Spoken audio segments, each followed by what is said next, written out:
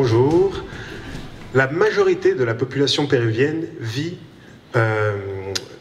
sur la côte pacifique. Mais cette côte est un vrai désert. Il ne pleut que quelques millimètres par an. Alors, d'où vient l'eau servant à alimenter ces populations? Cette eau provient des glaciers tropicaux de la cordillère des Andes. En effet, un tiers de l'eau des rivières pendant la saison sèche provient de la fonte de ces glaciers. Or, ces glaciers fondent très rapidement. Et l'utilisation de l'eau au Pérou est déjà à son maximum. En effet, le Rio Santa, la rivière qui draine la cordillère blanche, est utilisée à 90% par les populations.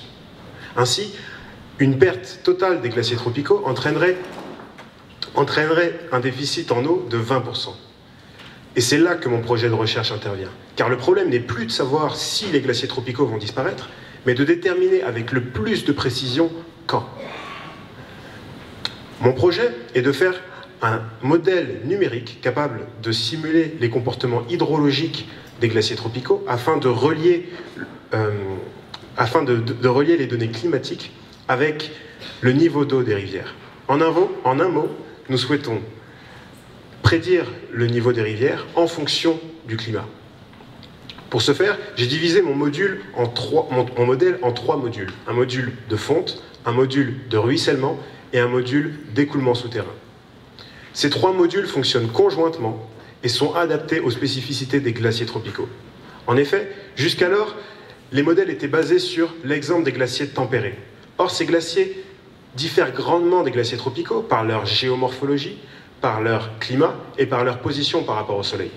Par exemple, les glaciers tempérés accumulent de la masse pendant l'hiver et en perdent pendant l'été. Cette hypothèse n'est pas valable pour les glaciers tropicaux, puisque l'écart de température entre la saison sèche et la saison humide est très faible. A l'inverse, pendant la journée, on remarque des variations de température très importantes. De même, le phénomène de sublimation, qui est très important pour les glaciers tropicaux, était complètement négligé jusqu'alors. Ainsi, nous avons quitté le modèle degré-jour qui prenait une moyenne de la température pendant la journée et qui en déduisait directement la quantité d'eau fondue pour passer à un modèle heure par heure, beaucoup plus précis et prenant en compte plus de paramètres. Ainsi, le modèle que nous créons est beaucoup plus précis et permet de donner une information aux populations qui sera cruciale pour leur avenir et pour...